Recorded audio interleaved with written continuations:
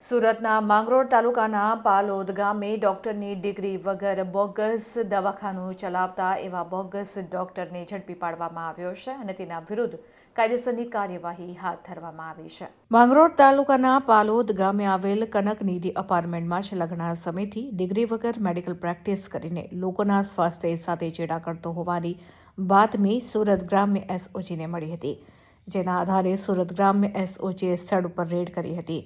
આ રેડ દરમિયાન અશોક કુમાર ગોડ ઉંમર વર્ષ 58 કે જેઓ પ્રેક્ટિસ કરતા ઝડપાઈ ગયો હતો.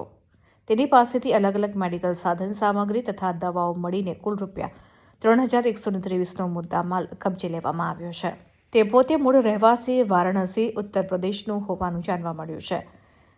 આ સમયે ધોરણ 12 સુધીનો અભ્યાસ કરેલો છે. તેને ડોક્ટર દયાનંદ સી ક્લિનિક પર 5 વર્ષ કમ્પાઉન્ડર તરીકેની નોકરી કરી હતી અને તેના આધારે તે બોગસ દવાખાનું ચલાવતો હતો અને લોકોના સ્વાસ્થ્ય સાથે ચેડા કરતો હતો.